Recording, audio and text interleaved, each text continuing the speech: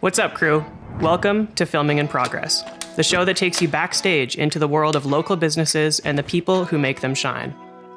Meet Dakota, strategist, storyteller, and marketing powerhouse. She's the founder of Social Centric and Co, helping brands grow with bold, data-driven marketing.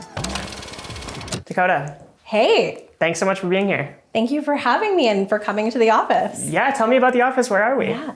So we're in Mission, which is one of Calgary's most historical neighborhoods and a neighborhood I've always wanted to live in. So when I found this character home, I snapped it up. And I actually live on the main floor and did a little gentle IKEA reno to up here so that I could have the office up here. I love it. Yeah. I feel like spaces are so important to like the brand, you know, like owning your space and being in a space that is representative of your brand. Absolutely. Do you feel like that's the case here? 100%. Actually, we are going to have a meeting a little bit later today also about how we want to make it more cozy and what I like to call somatics friendly, which I'll get into a little bit later. It's my other passion project. But yeah, we're all about like the coffee, the snacks, the candles, just making it really homey, almost like an extension of home. Love it. Yeah. That's how we feel. Yeah. I'm glad you guys like it. Let's dive into social media. Let's dive into what you do. Why is social media important? So social media right now is such an interesting wild card.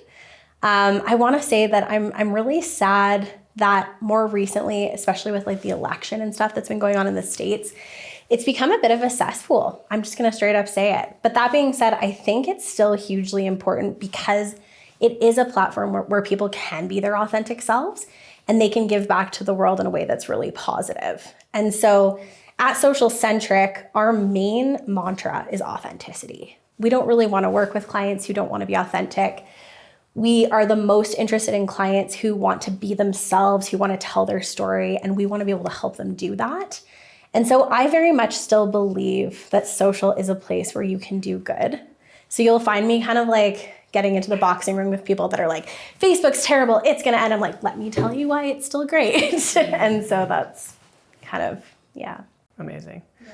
Do you find that like, you said you're all about authenticity, which I think is, a lot of people are saying that. And I think it's social kind of started, from my perspective, it kind of started that way. It was very authentic. And then it went into this, this is like the main channel for marketing. We have to kind of push out the best versions of ourselves, all these different things. There's still spillover. But do you find that pendulum's kind of swinging back that direction where people are understanding that they should be authentic? And that's where the real marketing, the real connection, et cetera, happens? Absolutely. And if they don't see that, that's where we come in and try to educate people. And I think you really nailed this need and want to let our ego take over, especially on social, because obviously it's very video driven, it's very visual driven. And so I think people fall on that knife sometimes that they need to look perfect or be perfect. Case in point, I was really nervous about this interview before you guys came in, and I was all like, is everything okay with my hair? Blah, blah, blah. But like, as we're in it, I'm just feeling, I'm just going to be me, right? And so I think the channels that do the best and the brands that do the best are the folks that we can really identify with. It's those people that have had 4 days of a depressive episode and they're doing a video on like making their bed and cleaning their apartment. It's those people that are putting together really delicious recipes, but it's scrappy and chaotic and not super polished. It's stuff like that that I think people crave and really want. So I think that that's catching on again. Yeah, awesome. Yeah. You started doing this 10 years ago. Yes. The landscape has changed so much. Yes, it has. What would you say are some of the key or maybe pivotal moments in those 10 years and how you had to adapt to ensure that you're kind of staying ahead of the curve? Yeah, so when we first started, a close friend and I actually were both really unhappy in our 9-to-5s. We'd both done agency and saw like the things that we didn't want to do, i.e. treating our staff better, making sure burnout didn't happen as much, which is harder than you think. But in any event, we started just primarily as social media management. And back then, back in the old days, 10 years ago, it was a lot of static. Like there really wasn't video. There was a bit of video, but not a lot. And so the biggest pivot I would say was getting into video, like learning how to do it properly, making sure we were doing it well, having an extension of our team because we're not videographers. I know that I've always had a vested interest in it, but I haven't like necessarily taken the time to learn how to use a really good camera. And then just really making sure that we were offering it to our clients in a way that they understood why it was important. But I would say like the biggest hurdle was explaining to clients that like your retainer has now doubled because we have to put in this much more work. So we almost offered video, I want to say like virtually for free for probably a full year to prove to our current client base, or not our current client base, but our client base at the time that it was worth it. And then it just started to catch on, because the biggest thing with social too is like you never know what's going to stick. And so it's that ability to be nimble and A/B test that is so important. Totally. You mentioned something earlier, which I really find is fascinating, and we experience it a lot on our side as well, is specifically to video, is education. And like you mentioned educating your clients. And I think that's so important, because I think too often there's, in a space like ours in marketing, there's so many businesses out there that just kind of come in and promise all these results, and you know, I can do this and I can do that, and people lose trust and lose faith and start to kind of hate the process or hate the idea. And so when you say education, what does that look like from a service offering from you? Yeah, so we are very, very intentional with how we work with our clients, in that we almost, I don't want to say force them, but we encourage them to go through a bit of like a deep dive with us prior to us taking over any of their socials, doing any advertising. We almost, like a lawyer, do a bit of a discovery session with them, where we come in and we kind of look at the gaps and the challenges of what they've been doing. And then we also take that opportunity to truly learn about them as business people, as well as their business and what they're offering, whether it's service-based, product-based, B2B, what have you. And so from there, we just make sure that like we've spent that face time with them so that they know that we're invested. And then we take that information and generally we put together a bit of a strategy for them. As of right now, we've been putting together more quarterly to 6-month strategies because things are changing so rapidly, but we can certainly come in and do like a full year scope as well, depending on what the project is. And then from there, we will oftentimes give clients a bit of a glean on what they're probably looking to spend from an implementation standpoint, but we're really not able to do that until we've essentially opened up the business and figured out what that is. Now, as more of an implementation firm, this can be kind of challenging because we're not really by trade a strategy firm. We might go to another partner, depending on what the client needs first, to say, hey, we need this strategy, and then we can come implement. But we need to have that face time, and that's kind of how we make sure that our clients can trust us and understand that we're like an extension of their team. We're not just their agency. Yeah. How do you find yourself working? I love that, being an extension of the team, and I think there's a lot of value, and clients are seeing that more frequently, that, you know, it's just as easy, if not easier and cheaper potentially, to outsource services. But that integration can be complex, right? Like what is the level of communication necessary to push this thing forward? How do you integrate with teams to ensure that it's effective, but also you have boundaries up? Yeah, for sure. So this is something that I'm constantly refining as a process,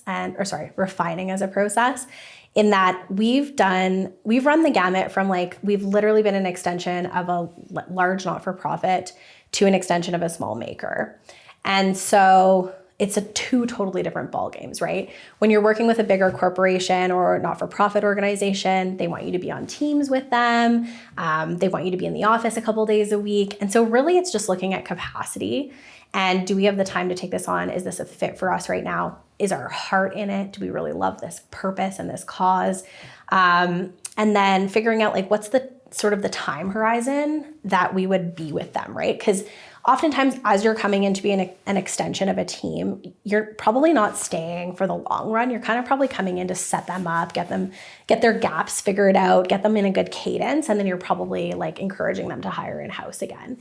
But I would say the two biggest things are making sure your processes and your boundaries are super, super tight, which can be really challenging when you're that extension because you are thought of as a staff member.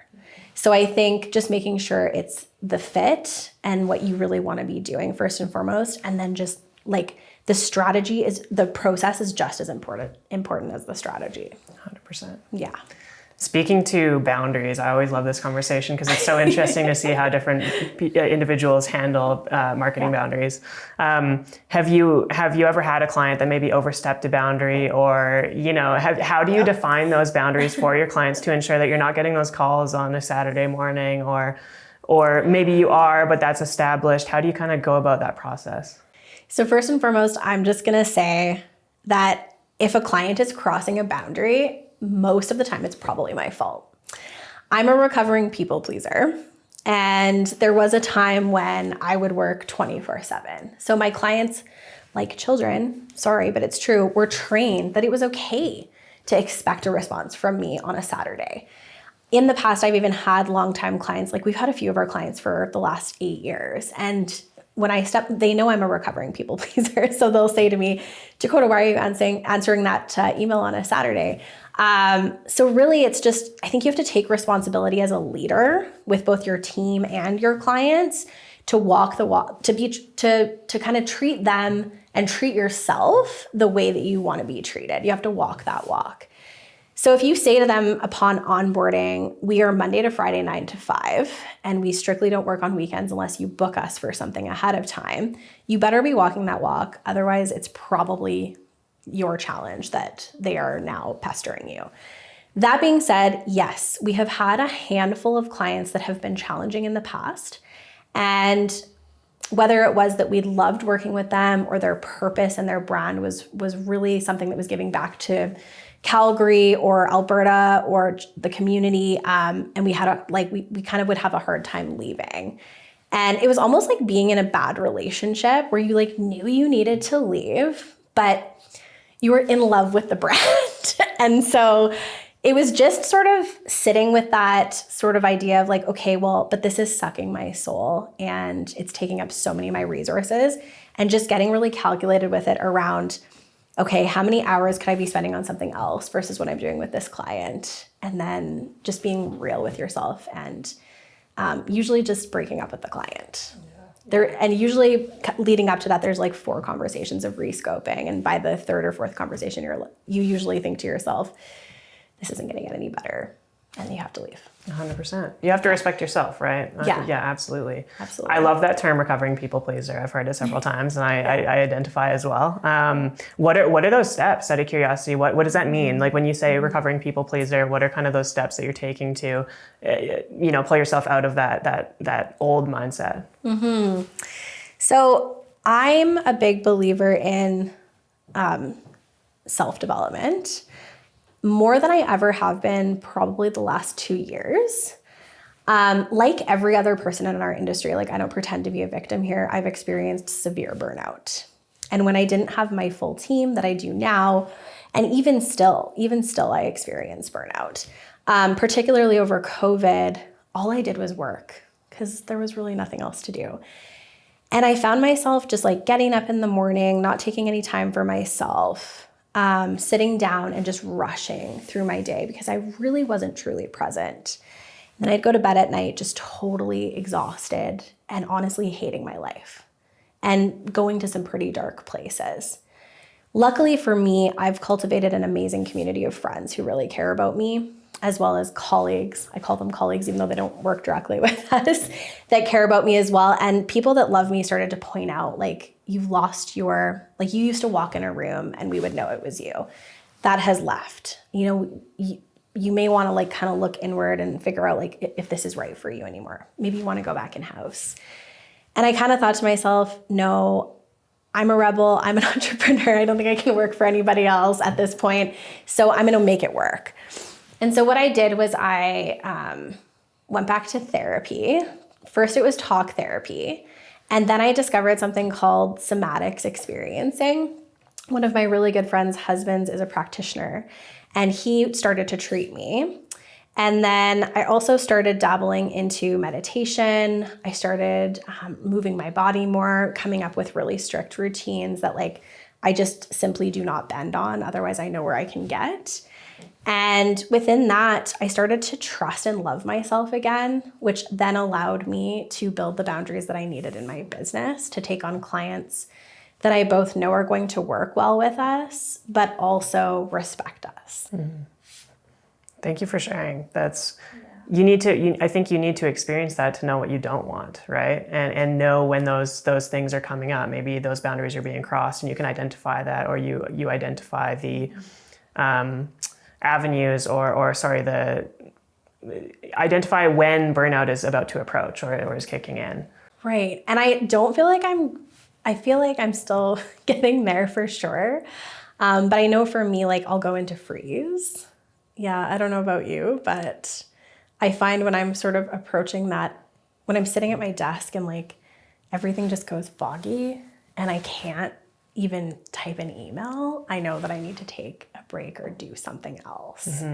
Whether it be take my dog for a walk, go to the gym, stretch, even just like read a book for a bit, or even turn on a show and like, if I'm feeling really burnt out, order something that I love or cook something that I love. Yeah. What are some of those indicators? You mentioned kind of that fog in front of your computer screen. What else? I think there's a lot of people that kind of experience these symptoms, or maybe they're unsure. You know, they're like, oh, I'm feeling this, but I don't know what that means. I don't know what that is, but maybe they are approaching burnout and we can help them get there. Or not help them get there. We don't want them. We don't want get to the burnout. That's Totally. Identify and then fix, right? So I would actually take this back and say that I can see it in my team more than I can see it in myself. So like just riffing off of the idea of like seeing if someone else is approaching burnout, I would say if people that are working for you tend to start getting like a little owly or frustrated, or they're pushing back more than usual on things that you guys are trying to work on as a team, or maybe they're saying things like, oh, I don't know if I'll have time for that today, or like, my plate is extremely full. Because I know in the past when clients were kind of riding me to get stuff done and it was just me, my reaction would always be like to send them an email, just so you know, my plate is really full. Or like, just so you know, I literally can't handle anything else. So don't email me till Monday. Obviously in a nicer way than that. But I think it's statements like that and just those kinds of emotions that are coming up in other people. It's usually a pretty clear sign that they're at their limit. And then if it's getting like worse than that, usually it's pretty clear, like calling in sick, headaches, migraines, maybe just like they're in the office and their energy's really low and tired. They're just not themselves. I would say those are all big signs of burnout in my eyes. And because I've seen them in myself, I've been able to see them in my staff as well when it happens. And it does happen. Like it's pretty unavoidable, especially if you're like in the height of like the season. And usually for us, that's like between now and September, we're really busy. And so it's just resourcing accordingly, knowing kind of like, I think one area that I'm still not clear on is like, hey, when is it time to hire someone else, right? But I would say just like leaning into the chaos and the choppiness that is building a business is probably the most important thing in order to shield yourself from burnout. Definitely. When you recognize these attributes, these tendencies rather, what's the best way that you've found to support those individuals who might be experiencing this? Yeah, I mean, a conversation. I'm huge on communication. In fact, most people who know and love me would call me a massive over communicator. It's probably one of my downfalls as well. But I think just sitting them down and saying, hey, I've noticed that there's just like, your energy is really low. Is everything okay? And not necessarily putting or projecting my opinion of what's happening onto them, but just opening that door to have the conversation. And then really just doing your best to accommodate whatever is going on as best as you can, while also still drawing that line in the sand that we still have to get work done. Definitely. Yeah. I want to go back a little bit to kind of maybe your upbringing and what brought you to entrepreneurship in the first place. I know you mentioned a little bit earlier that I think you mentioned that you came from an agency, right? So let's explore that a little bit. What got you into this field in the first place? Yeah, so it's a bit of a long story. I feel like my answers have been really long thus far, so not surprising. So my whole family on my mom's side are entrepreneurs. And so, but funny story, like I didn't really ever think that I would be an entrepreneur, like ever. And so when I was just fresh out of school, actually, let's back it up a little bit more. I went to U of C to become a teacher. And then that wasn't really panning out. And I lost my mom. And it's a bit of a sad topic, but I feel like it's really important to talk about. I lost my mother to suicide. And she was an entrepreneur at the time. And a lot of her sort of mental health issues, I believe, came from burnout, ADHD, and other invisible struggles that we as a family didn't know she had.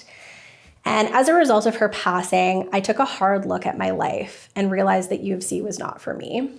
And I ended up leaving and finding a program in public relations at Grant MacEwan. While I was in the program, I was working for Canadian Blood Services and doing a lot of PR and marketing. And I kind of just fell into PR and marketing in that respect. But at the time, my aunt, who I'm very close with, my mom's sister, she noticed how passionate I was about people and connecting people and storytelling. And she was like, I think that it's really good that you're taking this program. Like initially, I know you kind of just jumped into it because you like had to do something. But it turned out that like that was what I was meant to be doing. So after I graduated from that, I worked a couple of really great jobs in tourism. I worked for the Hyatt, and I also worked for YW Calgary. And then from there, I worked for a local agency, and that's where I kind of got my zest for like, I really love the multiple clients, and I really love the ability to like wear different hats and jump into different things. No day is the same. But I also don't love how burnt out I am here. And I think that that's where I learned about burnout the first time. And I was like, I wonder if there's a way I can do this better. So it was actually at that agency that I chose to start my own. At the time, I was married to a guy who had his own business, and he really encouraged me to start mine. So I will always be thankful to him for that. And so we kind of did that alongside each other, which felt really safe. And then, yeah, fast forward to now, and 10 years later, here we are, and we've evolved into this great thing. And more than anything else, it's a beautiful community of people who help each other. Absolutely. Yeah. Was there, you mentioned falling in love with people and communications and that sort of thing. Was there an identifiable moment that hit you and you're like, this is what I'm meant to do? Yeah, I would say probably when I was working at the Hyatt, because my family, speaking of entrepreneurs, I have a family that's deeply ingrained in the restaurant industry. So I got to kind of see that people first sort of culture my whole life. And my mom's side is European.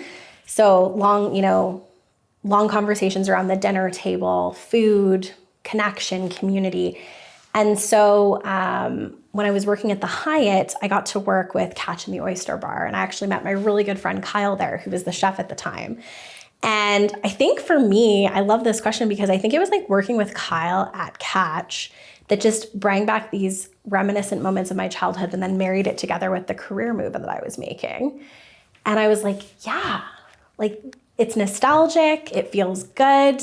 I get to like do multiple things. And I think the biggest thing for me with PR is there's so many things, well, PR, marketing, comms, the whole shebang. There's so many things I love that I get to work with everybody. At some point we should probably niche down, but I just very much enjoy working with all facets of businesses. So for me, I think that was the moment. It is like realizing like I get to be all these different people and I get to do all these different things through this job. Love it. And every day is different, right? Like, every day is different, yeah. Awesome. Absolutely. In a good and bad way. In a good and bad way, yeah. Awesome. Yeah. You mentioned growing up in a family of entrepreneurs, and I think that's probably quite rare. Mm-hmm. It is. Yeah. It's very rare. Yeah. Talk to me about that experience, because I imagine that's a little bit different than the typical upbringing, and maybe I don't know, maybe talk to the values that were kind of part of your upbringing and how that translates into your world today. Yeah. So my mom's side is full of people who have started their businesses and had them for a very long time. So I have an uncle who has like a tech company he's had for 30 years. He's been able to support his daughter and his wife. Like his daughter gets to go to school. His wife doesn't really have to work. And then I had my grandfather, who was a huge impressionist on me. He owned 2 accounting companies, and I always saw him working for himself. I would go to client meetings with him, And it was a huge part of my life. And then I had my grandmother and her brother who owned multiple restaurants in Calgary. And I was always there as a little girl playing, like cooking, learning things. And so for me, I think the biggest and most important thing that I was taught in my upbringing on that side of the family was just like hard work and doing things without expectation of others goes a really long way. So almost like giving back and just trying to be the best person you can be in business and in life is always going to help you go further. And really just like getting up and doing something that you love is the best way to live your life. And it's not to say that these folks haven't had their problems. Like I don't think I remember my grandpa ever complaining. He loved his job. So that's probably a big thing for me. But my grandma as a chef, like being a chef is rough. It's a rough life. At one point I actually thought about being a chef and she begged me not to do it. So I'd seen her kind of go through it, but on the flip side, like my grandfather was so passionate. And so I think I got to see them build these lives that were very much manipulated and controlled by them most of the time. So I think that freedom piece was really intriguing to me. Now, that being said, we both know that the freedom piece can come with a price. Like, sure, you want to take a Monday off, but that means you're going to have to make up for it later. Maybe you can work from Europe for a month, but you're working while you're in Europe and you're never really not working. So I think it takes a very specific kind of person to be able to do what we do, in knowing that there's always going to be ebbs and flows and it's always going to be integrated into your life. So, yeah. 100%. That balance, if you will, or maybe the lack thereof, or that idea of balance. How have you found that? And it kind of relates to the burnout conversation and the managing, ordering what you want when you want and that sort of thing. But how have you found that balance in your own life and making sure that, you are, obviously you love what you do, otherwise you wouldn't do it. But maintaining that autonomy and that sort of thing, how do you go about that? This is not a riddle that I have been able to answer, Aiden. I want to say that whenever I feel like my boundaries are being disrespected, whether it's by me or someone else, it's just kind of sitting down and getting very like guttural with it. Like, what is feeling wrong about this? What is feeling right about this? And then kind of coming up with a plan to change it. Whether it be a rescoping conversation or an ending conversation or maybe a new beginning with the contract or what's happening. But I think being a business owner is a lot of guttural checks. It's a lot of sitting with yourself and figuring out what is feeling in alignment and what is not. And I find for myself when I'm really busy, I'll like almost try to check that piece off of my giant to-do list. And I'll like go sit downstairs in my house and like take 5 minutes.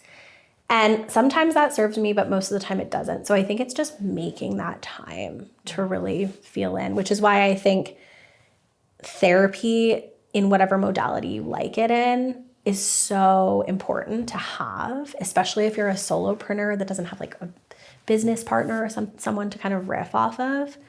And this is why I love somatic experiencing, so much so that I'm actually getting certified next year. Congrats. Thanks. For those who don't know, talk to us about what somatic experiencing is. Yeah. So, given my background of trauma, just like everybody else, I've gone to talk therapy my whole life and never really gotten much out of it. So for those of you who have never been to therapy, talk therapy is essentially a more traditional modality where you see like a psychiatrist or a counselor, and you essentially start here first. And you usually also start in your trauma first. So you start in like what I would refer to as like the negative space of your brain, your psyche. Somatics is all about body first. It's all about nervous system first. And it is actually gaining popularity. And I've even heard other folks talk about it on your guys' podcast. But essentially what you're doing is you're working with your nervous system first before you're thinking about it. And you're doing usually a couple of months of work feeling into your nervous system to help you to handle the ebbs and flows of how your nervous system will go up and down throughout the day, because that's totally natural. So that when you do hit a cycle where you're either getting really activated or you're coming down and you're getting really tired from something, which is what I like, which is freeze state. Somatics gives you the tools that you need to be able to do like the like gentle roller coaster rather than the tumultuous roller coaster. And then once that's been established, which can, it could take a few months, it could take a year, depending on where you're at, then you can kind of work into, okay, do we want to go back and look at this trigger or this thing that happened to me that I didn't deal with? Because your nervous system is safe. You're able to get yourself, back into a normal state. You can then explore triggers and trauma almost like more responsibly, in my opinion. Mm-hmm. Whereas with talk therapy, like you tend to just ruminate and go in a giant circle. Interesting. Yeah. So correct me if I'm wrong, but it sounds like self-regulation from like a nervous system first, and then you can approach kind of those talk therapy ideas or mental blocks or whatever the case may be from a state of comfort or that's right. stableness maybe rather than being all over the place. Absolutely. Yeah. So you're approaching things from a state of regulation versus activation. Love it. And I don't know if you remember as a child, like maybe your parents getting into an argument. I think for me, that was my first sort of look at activated versus regulated, right? Or like anybody getting into an argument in front of me getting into arguments.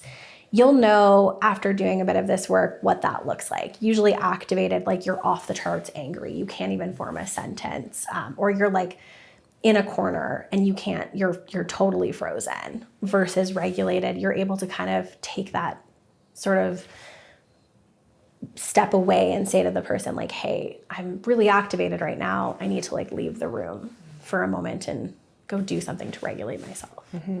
So it's that self-awareness to be able to do so. Absolutely. Love it. Yeah. So when people are overcome with emotion, which is I imagine what kind of the biggest trigger is probably for these episodes, if that's a fair term, I'm not sure. Yeah, episodes. Sure. Yeah. What's the first thing that somebody can kind of do with that framework in mind to kind of self-regulate? High level, what I would recommend, and sorry, just to quickly just make sure that I was making sense of that. I'm actually getting accepted to like take my schooling next year. I won't be like fully certified for another 3 years. So I am very much just dipping my toe into this and I'm not an expert. But I would say for me personally, when I'm feeling extremely activated, the first thing I'll do is just go to a safe, quiet place. Usually that's my like living room. I have a big comfy blue chair down there and I'll just sit cross-legged and I'll do some breathing exercises. There's 3 really good box breathing exercises that you can literally Google on YouTube that will just help to regulate your nervous system. And then from there, I like to go exercise or I like to go to the mountains, honestly. And if that's not possible, I'll just go for like a walk and be in nature.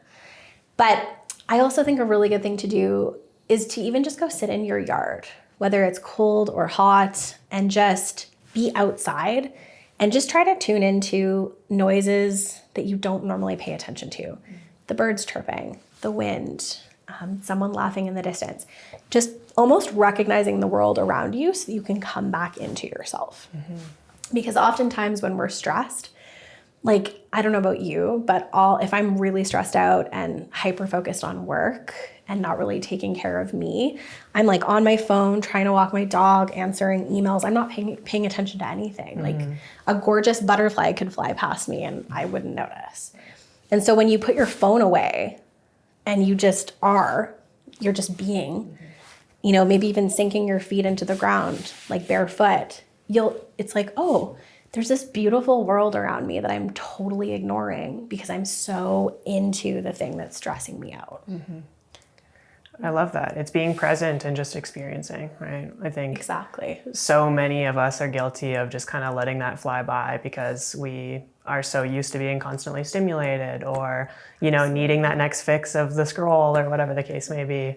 It's an interesting thing, because I love hearing that, and I think it's so important for everybody to embrace. But the dichotomy is that we work in also creating the most engaging things on social and that sort of thing, right? So yes, yeah, and so it does feel a bit flippant, and like, hey, I have this vested interest in self-development, and so this is where authenticity comes back into play for me with Social Centric, and something that I've been learning as I've been doing more of this SE work is, how can I integrate these pieces that I'm learning for myself into service offerings for my clients? How can I help them to not be scared of social, to not be activated by social?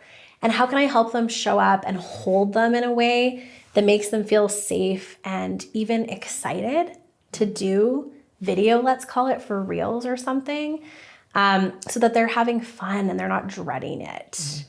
And then also, like, how am I educating them on the service offerings that we can support them with in a way that isn't totally stressful from like maybe a budget or time standpoint?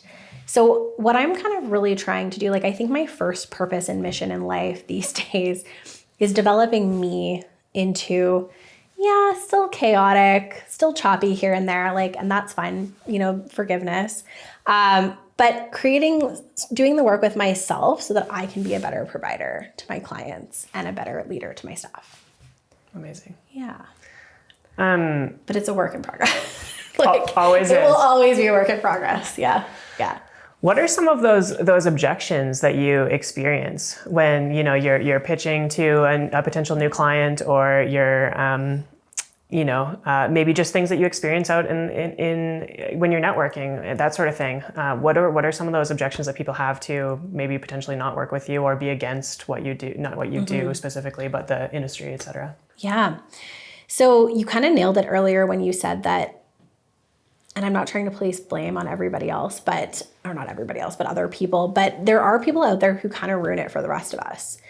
And at times I will say that I wasn't a top-notch service provider. And so some of the stuff that I hear oftentimes is like, well, social media doesn't really work, or advertising is a farce, like Google ads isn't really going to do anything for us, or like, I need to be everywhere at once, but I only have this budget. So it's really, again, that communicative education piece where you have an open-hearted, normal human-to-human conversation with somebody without being salesy. Like, I am not a salesy gal. And when I have been in the past out of sort of a scarcity mindset, let's call it, I've just lost opportunities.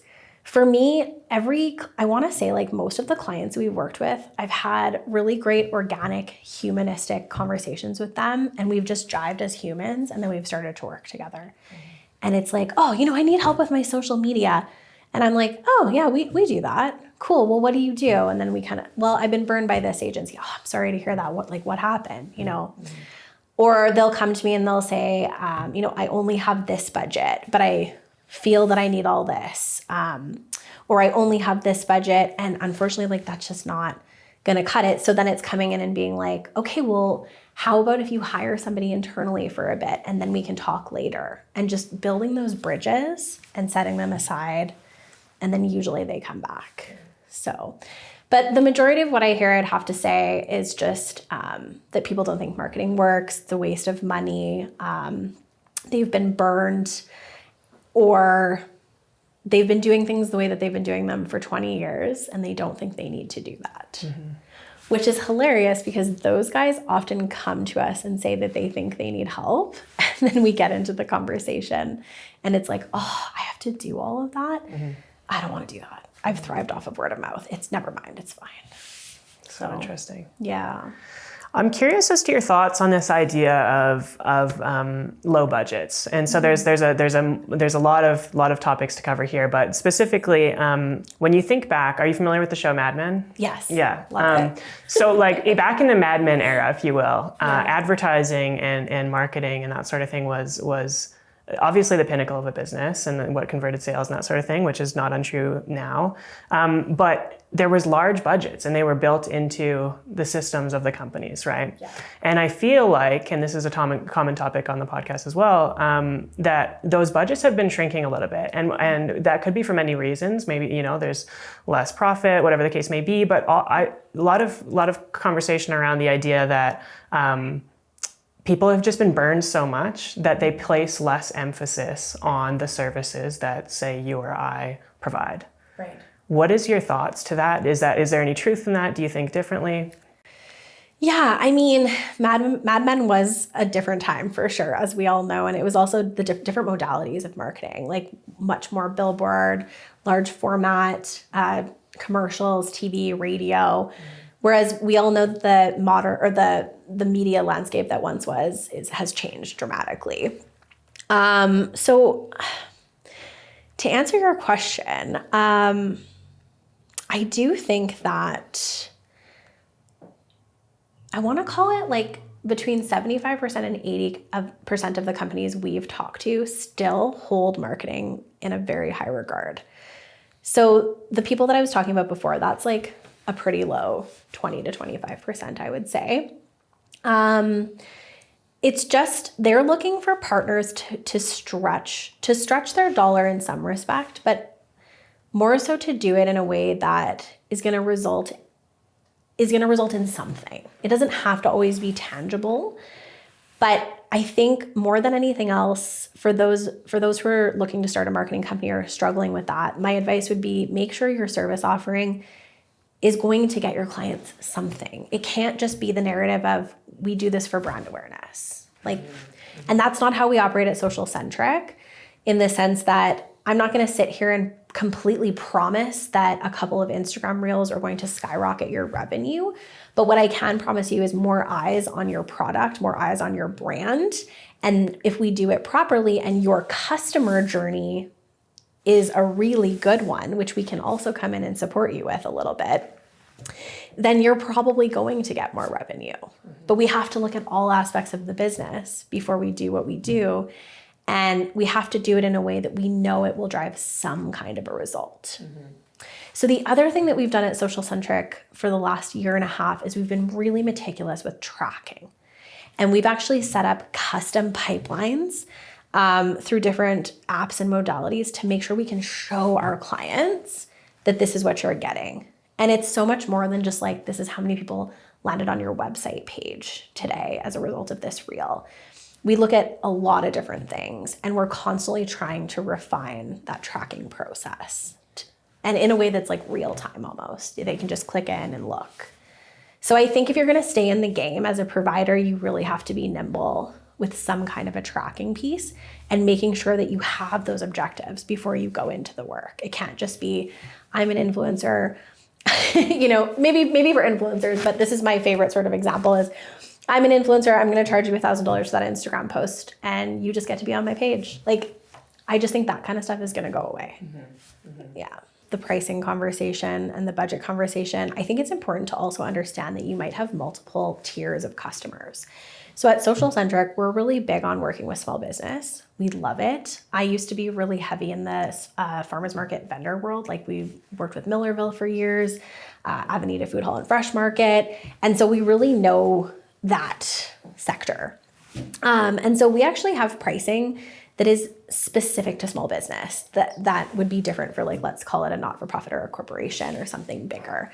So I think it's important to kind of have that multi-tiered pricing. Yeah, attribution is so important, right? And tangible results, as you mentioned, I couldn't agree more. I think there's, the word brand awareness or the phrase brand awareness is thrown around so much, but what does that mean? And how does that measure? And maybe the existence of kind of these that's so awesome that you're not experiencing that at a large scale where people are kind of coming in with low budgets because they don't understand. But I also think that probably speaks to the education that you're providing as well and the attribution to metrics that matter. Yeah. Do you ever experience kind of, and you talked a little bit about this there, but this kind of idea that you come in at a certain area of the business and likely up front, top of funnel kind of thing. But afterwards, like you talked about the customer journey, you can't control that, or maybe you have a little bit of input there and that sort of thing. How do you navigate those conversations where brands are expecting kind of the world from the marketing, but they don't consider that, you know, that's only one piece of the pie? Let's say a client comes to us and maybe we haven't crossed our T's and dotted our I's with setting good objectives and goals. And we haven't really had the conversation, and they're just like, we just need you to film 3 reels a week for us. And we're so excited about, we know what that's going to get us. You know, we're pretty sure it's going to get us X, Y, and Z. And so we've all kind of, you know, amalgamated on that conversation. We understand what's going on. And then a month in, they call you up and they're like, we're not seeing the results we want. Then I think it's kind of that opportunity where you have to go back and say, so what exactly were the results that you were hoping for with this? And you almost have to start kind of begin again. And so my answer to that is like, don't put yourself into that position. Have the conversations up front. I think one of the most important things to ask a prospective client is like, why do you want to work with us? And what are you hoping to get out of spending this money? Like, what is the ROI or, like the energy exchange that you're hoping to get out of this? And you will know right then and there, like, if they're a good fit, right? Because if they're kind of like, well, I don't have a huge budget, but I want this, and this, then you can educate them. But oftentimes in my experience, it's the clients who like have 0 to next of a budget, and they want 20 things that are going to be the biggest thorn in your side later. Does that answer the question? 100%. Yeah. Okay. I was trying to think, and I think like a good example might be something along the lines of a client comes to you and they say, hey, I want all this upfront marketing or these assets I have in mind. And then you go and execute, and then they're exactly like you nailed it. I'm not happy with the results. I'm not getting the conversion that I was looking for. And your response was, well, address that by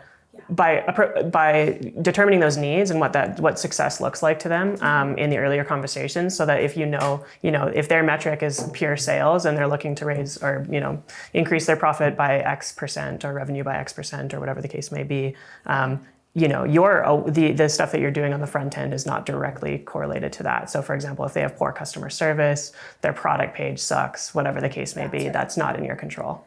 And this is why, again, we have those upfront sessions where we do look at everything and we price that accordingly, because it is our time to go in and look at all of that stuff and have those conversations.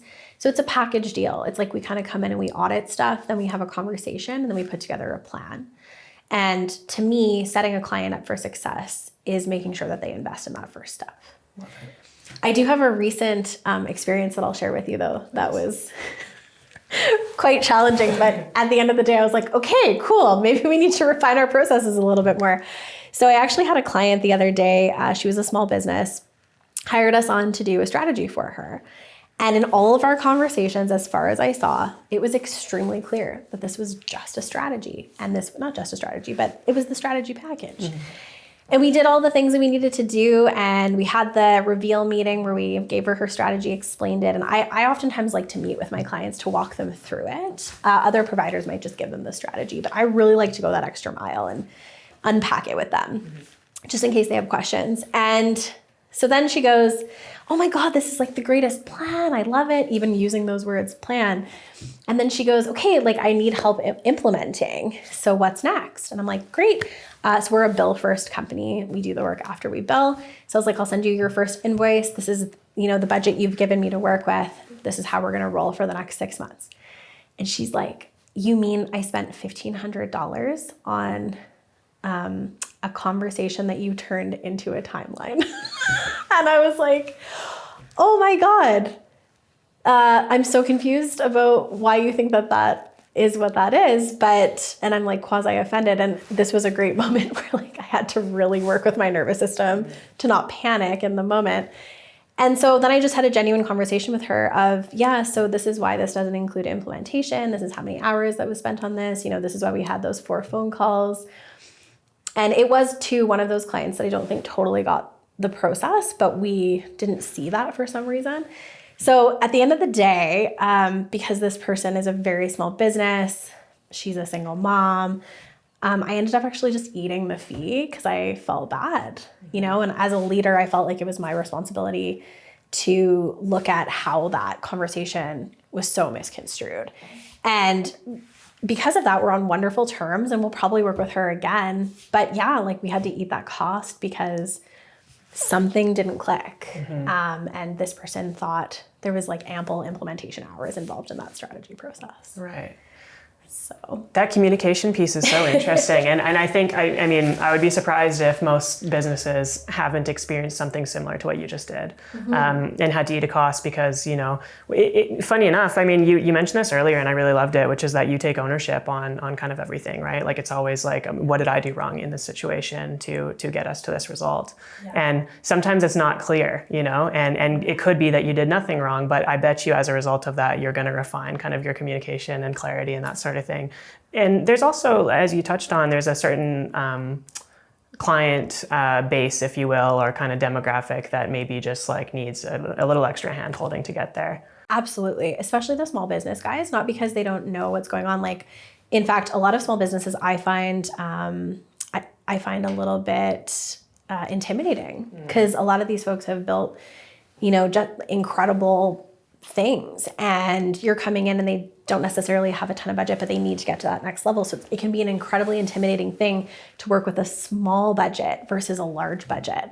Because with a large budget, it's not that you have more freedom, but there's more trust there. They've done it. They've been around the block. These guys don't know. So yeah, to your point, I think you really have to be clear at all levels. And of course, there should be documentation as well. Yeah, exactly. So, learning pains. We're experienced. Yeah. We had a great conversation with my business partner about that this morning, just kind of making sure that there's documentation to these conversations, right? Because you have to protect yourself, but also make sure that you're providing the best service possible. And it's honorable that you ate that cost, but it's, you know, that's the cost of business sometimes. It is. And like, I think I've definitely been in my moments of victimhood with business and experiences. But I think the key strengths to being a leader are to not take on a victimhood sort of standpoint at any given time and really look at how you can do better with every single thing that could possibly go wrong. Even things that go right, looking how you can adopt that and amplify it a little bit more. But it can be really hard sometimes. Like certainly I have had my moments where I have to go rot for 3 days because I'm like super depressed about something that happened, right? But we all know that like doesn't really get you anywhere, and that's when you need to lean on your community. Totally. But I think it's also important that you do lean into experiencing that, right? Because if you didn't, you'd be a psychopath. You'd be like, totally. If it didn't matter to you, then it's just as bad as letting it affect you a little bit, so that you take ownership and you do improve the process, even when, you know, it's not necessarily your fault. So 100%. Yeah. 100%. Awesome. Yeah. Let's talk about staffing a little bit. You touched a little bit on this earlier, but when did you realize that it's time to hire your first individual? Yeah. So the agency that I worked for in the past, they were very much a bit of a puppy mill when it came to, and you know, it's actually really funny. I mean, I'm throwing no shade to them or any agency because I actually very much get it now.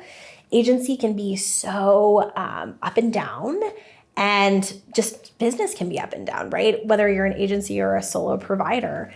So you kind of have to, again, this communication piece is the central theme to this conversation.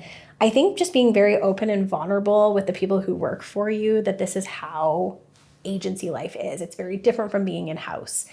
And so for me, it took me 7 years to hire a full-time paid employee because I was so scared of being like the other agencies. I didn't want to have to let go of somebody or cut their hours if we weren't as busy. I wanted to make sure we were set up. So I spent a long time after having realized that I needed an employee trying to get set up in a way that made me feel safe. And how I knew I needed an employee was an immense feeling of loneliness and just like discontentment with not having a team. For the longest time, I thrived off of just working with myself and my subcontractors. And then I began, especially after taking over this space, which I took over alone initially. Truth be told, I didn't want anyone living up here because the house is really old and loud. And I was just like, what kind of weirdo is going to move upstairs for like this much rent? So I took it over with the intention of like, I'm going to grow the company. But I think it was through that, like, being up here alone once it was all done, like actually sitting in the boardroom with my desk, because it was in the boardroom initially, just being like, wow, well, this is really lonely. And like, I'm kind of craving that team environment again. And then the other thing was, I feel this recurring narrative of, I feel like an island. I have no one to talk to. I have no one to build this with. So that's kind of what it was. But then also making sure that I felt good within myself to be able to take care of this person as best as I could. Obviously things happen, but just making sure that I was set up with their best interest in mind, not mine. Right. So It really is. It's lonely for sure at the beginning, right? When you don't have anybody around, and even just bouncing ideas off of people that are kind of sitting behind you or beside you or whatever the case may be. And the extra expertise and that sort of thing that comes from an individual is... Were you also growing, when you hired your first staff member, were you also growing kind of your capabilities, or was it purely kind of like a volume increase that you were able to offer? Both. Yeah, volume and capabilities. I would say I love video and I'm a creative gal, but it's not my strong suit. Mostly I'm a connector, business development person, strategist. So I would say I really needed somebody who was a content creator. And I love the story of how I found my right-hand woman, August, who's in the office. She's just not in the video. She was actually working with one of our other clients, and she was an intern for them. And they didn't have a spot for her at the end of the internship. So I said, can I hire her? And they were like, yeah, that would be great. And then we can have you guys do all of our stuff. And so I kind of like, I didn't poach her, but I like to kind of joke, like I poached her. Mm-hmm. So anyway, so she came to work with me, and I just knew, like, I knew within 3 meetings with her that, like, she was my people. Mm-hmm. And yeah, so yeah. What does alignment look like to you? Because obviously that's so important when you're looking at potential staff members or even people that you're working, even your subcontractors and even your clients. But what is that alignment piece? What is important to you that, you know, needs to stay true with all the relationships that you have in business? Absolutely. I think the first thing to note is understanding that nobody's ever going to care about your business the way you care about your business, and trying not to put that chaos, that can be chaos sometimes, on them, and finding out from them, similarly to a client relationship, why they want to work with you. But I would say from like a value standpoint, just being an authentic, normal human being with our clients, but also offering the professionalism that needs to be there, but like making sure that they're, you know, that you're like still having fun with the services, if that makes sense. So I think if I saw a staff member of mine just like dreading their lives, not really being able to talk to the client or have fun with the client, like they just wouldn't really be a good fit. Like we really have to be people in this business. So I'm kind of getting off topic here, but yeah, I think being a people person is really important for me. If you're more of an introvert, maybe there's a different role in the company for you, but when you're out and about with our clients, like people person. Team player, I know that that's cliche, but just like ready to jump in at any point. One thing that's always impressed me with both my main gals here is in the early days of getting to know them, I would see them just go like triple the extra mile. We were at an event one time and these signs needed to be filled up with water, like the big, you know what I mean? Like the big, yeah. And August like literally hauled one down to the river and just like filled it up and brought it back. And it wasn't even part of like what we were doing. We were there to film content. And we were all just like, oh, thanks. Like just stuff like that. Just being a team player, helping out, and just like positivity, just trying to be positive. And then of course, communication and respect always. Of course. Yeah. I love that note about just loving what you do. I think that's so important because it goes so much more. It goes so much beyond just like actually enjoying what you do, but actually in the result too, right? Like if you're passionate about what you're doing and you're happy to do it, the result is going to be that much stronger as well. Absolutely. Yeah. Absolutely. Yeah. What does success look like to you? I love this question because I was literally thinking about it all weekend long. I'll admit that the last few months for me individually have been like pretty challenging.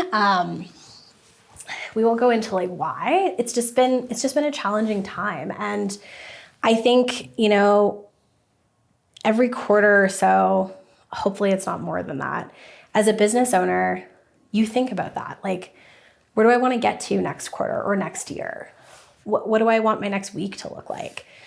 And where can I do better? At least that's how I try to think. And for me, what I've come to realize is success is being the most content and regulated I've ever been, but also knowing that I probably won't ever achieve that. So striving to be content and regulated so that I can deal with the curveballs that life throws at me, but also knowing that it's okay if I fall out of regulation and giving myself that permission to have moments. And then I think the biggest thing that would define success for me is understanding that I don't have to have it all figured out like now. Mm-hmm. And anytime I fall, I don't have to spend like my entire weekend reshaping my life. I can just sit quietly, maybe have a conversation with a friend, and then move on and take it day by day. So I love it. Yeah. Love it. Yeah, which is really fucking scary. Totally. Because when you are responsible for other people's salaries and your clients, like you want to give it your all. Yeah. Yeah. Right. And you're the first person to take those risks, right? To not pay yourself or whatever the case may be, which is stressful. Yeah. But knowing that, you'll wake up in the morning and be able to deal with it and be regulated. I think I love that theme of the conversation as well, is how I think like that's a huge encouragement to everybody else as well that's listening to find a way to regulate yourself, whether it be kind of through the methods that you discussed or otherwise. That's so important. Totally. And if I can, I'd like to take it back for a second too. So my mom, she had a really thriving business, and then it took a turn for the worst. And because she didn't think that she had anywhere to turn and didn't have the community that I've built, which I learned from her, and I'll always be thankful for that. She felt that she needed to do what she did because she had gotten herself into a really bad position. So as I've grown the business and like taken on debt, taken on risk, a huge trigger for me that I've needed immense support with is I don't want to end up like that, right? Like I don't want to fail and then feel like a failure and then be depressed. So learning how to like sit with those low moments for me has been a game changer. And so what I would say for anybody who is feeling that way is get yourself a community or a modality that makes you feel safe. Maybe it's yoga, maybe it's running, maybe it's hiking, being in nature, whatever. And go there if you need to in terms of like sitting with that trigger, as long as you're supported. And the more you can get regulated with that, the more you won't really have those fears anymore. And you'll start to realize no matter what happens, I'm going to be fine. I'm alive. Mm-hmm. Cool. I'm alive. I get to like wake up in the morning and have a slow coffee on my deck, no matter what happens. Right. So, and I have the people that love me, Yeah. And it's not like your business isn't you. Separating the identities, 100%. Yeah. Do you think the biggest barrier for people is maybe not knowing when they need that safe space? Or, and maybe there's more factors that I'm not considering, or maybe not knowing what that safe space is for them? Oh, that's such a good question. I'm just going to take that in for a sec. Mm-hmm. Yes, I think both. Going back to my mom for an example, I think my mom grew up, I also think it has to do with how we grew up, right? We can sit here and blame our parents for everything. It's our responsibility to untangle whatever happened in our childhood. But we are very much a product of our upbringing. And we're a product of the systems and examples that were given to us as children. And even in, your 20s, 30s, what have you, you're a product of your experiences. So I think, there are probably a lot of people out there who, first and foremost, get into a state that they can't get out of or feel they can't get out of, or they don't think they can ask for help, but from an egoic standpoint, right? They're like, no, I have to do it all myself. case in point, I have tons of friends who've had kids and, like they had a really rough time asking for help when they were going through postpartum or just needed help with the baby because they just like wanted to do it all on their own, right? And so I think we as North Americans in particular get stuck in this cycle of I have to be perfect and I have to do it all. So yeah, how you would get out of that? Well, you have to take that first step forward for yourself. But I do think that that's a pandemic in and of itself. Mm-hmm. Yeah. Mm-hmm. It gets easier, right? Like asking, if you can take that first step of asking for help in whatever scenario that might be, it becomes a repeatable process because you understand that people want to help. Yeah, I think the two hardest things you can do in life is ask for help and admit you were wrong. Mm-hmm. So if you can master those two things, you're pretty much invincible in my eyes. Love it. Yeah. Thank you for sharing your experience with that. Thank you for letting me. Yeah. Absolutely. Having me. Of course. Mm-hmm. Where can we send people to follow along? Yeah. So Instagram, Social Centric Co. And then Ladies Who Launch my podcast, Ladies Who Launch Pod on Instagram. And right now, those are our platforms. Amazing. We'll send all the people there. And I'm sure there's so many people that want to learn more about what you have to say. So really appreciate you coming on today, Dakota. This was an incredible conversation. Thanks, Aiden. I really appreciate you coming to the office and hanging out. Love it. Awesome.